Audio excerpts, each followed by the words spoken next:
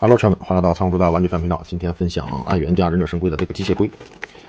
先来看他家的这个包装，同样是老式的这种包装风格啊。打开窗，然后底下的人物峰会，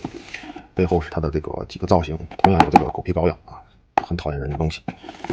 没有生态的动物，里边同样给了两个这个地台，拼装地台和一个饼干地台。然后这次人物的配件量呢，不算少。我们来过一下。首先手型上来说，它给了2对手型，一对是这种握持的。半开掌握持的，用来去拿它的这个加油桶的，可以直接镶碳上。还有一对就是这个握拳手。一会儿吐槽一下这个问题啊。一个背后的机械的这个飞机，它是两拿着的啊，这一个插孔，一个小铁棍儿，装上后，背后有个孔洞可以装在一个吸尘器，装在手臂上的油桶，还有一个这应该是枪头吧，不知道为什么给了一个这么个配件。2个喷射的特效键，还有6根这个烟雾的特效，加上导弹，一共是6根。6根的长度都不一样，2根最长，2根中间，2根最短，可以随意凹造型。然后飞弹呢，给了2种效果的，一种是这种外边的这个喷火效果大，还有一个小的，2个导弹是一样的，但是喷火效果是不一样的。然后这里吐槽一下啊，它暗源的这个底端，它是有给了防穿帮的这个一块突出，但是非常难摁进去，因为这漆面给的厚。再一个就是它这个装也是同样的问题，就是很难摁进去，就是它很紧，非常紧，而且就是摁的太厉害的话，还会出现蹭漆的效果。这就是反正这个特效件其实挺好看的，但是安装起来太费劲了。那我们来看一下本体上边，稍等一下。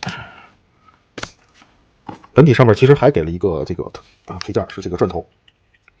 可以开合的，里边就可以装这个特效件了。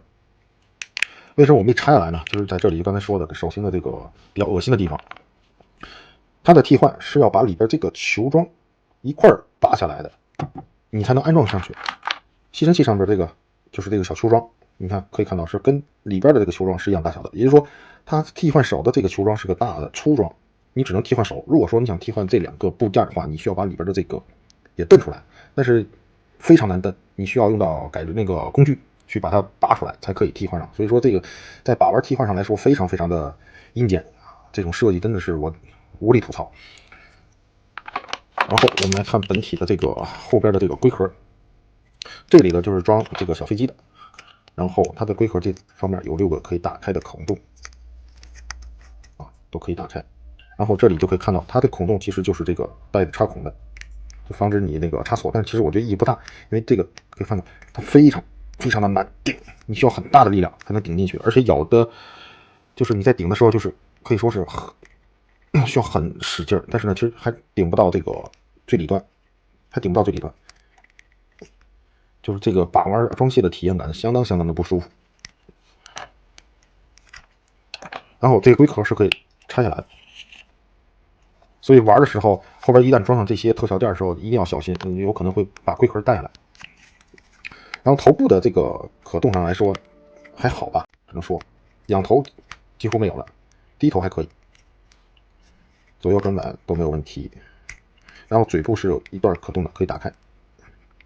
应该它另一个特效件就是装在嘴这里的，喷涂的，但是其实不太好装，因为我没看到其他的地方是可以安装这个喷射特效件的，只有嘴部这里头有个孔洞，但是你说这个孔洞装进去吧，也顶不上。你说就是很迷，然后它也没有什么说明书什么之类的，所以你这个东西你就不知道它是到底在装在哪里啊。所以说现在暗源设计的东西真的是现在给一堆配件，然后呢意义不明。然后大臂的平台90度，虽然说给了一个防穿帮这个东西，但是不可动啊，是没有蝴蝶键的，是不可动的，假的。大腿的平贯是有的，然后手肘的双关节同样是有的。手部的可动呢，这个我是劝的，它的可动几乎是没有了，只有旋转。然后这边的手的可动就是个球关的可动，双球冠啊，而且很容易掉。我很讨厌这种球冠的手型，它这个很容易就是掰掉。以前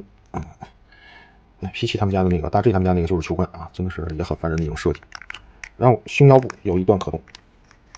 就左右的旋转。如果拆来的话，它的这个弯腰还有一点点。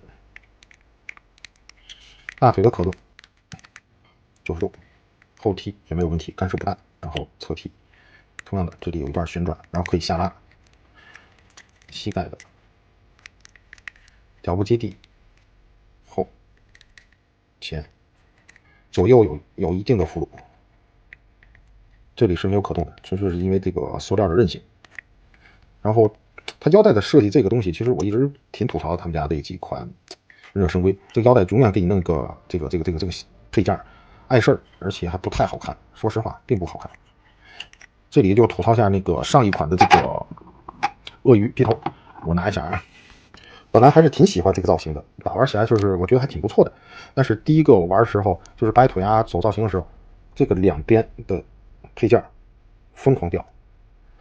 我当时换的时候，直接就两个全掉了。然后呢，我说把腿这个拆来给它充粘一下吧，但是一掰腿的时候腿又折了，最后直接做的售后。第二次售后回来的时候，因为它这个盒子里也没有塑膜，也没有那个上面一层的封膜，导致我到手的时候，这个鳄鱼的鼻子这块、眼睛还有身上全是蹭漆，全部蹭掉了漆，然后又再一次的售后，但这次售后呢就需要我自己掏邮费了。然后最后这是第3次到手的这个产品，现在我就是当个造型了，真不敢乱掰它了，尤其是这2个地方，这个因为我这次到后它又掉了，用那胶粘的，所以说这款现在安源出的东西就是只考虑造型了，它不考虑这个可动上这个干涉和它这个零件的这个粘胶是否是能粘得住啊，真的是现在越做越让我觉得没有一开始的忍者神龟的那几款加上反叛的几款的可玩性高了，就是只是造型和一堆配件，但是配件的把玩上也不方便，然后造型上的这个零零八碎的东西也特别多啊，真的非常让人糟心的一件事情。所以后期他们再出其他的人物时候，我真的就需要考虑一下。然后它这个胸口也是可以打开的。其实你说它设计上很多就是小技巧、小配件的地方也是挺好玩的，但是就是总是让你有一些地方让你觉得实在是想吐槽他们家，真的是让人觉得哎呀，真的是无语啊，非常的无语。所以这2个人物我打算都是这种就是摆着造型就完了，就不会太多的去把玩这个。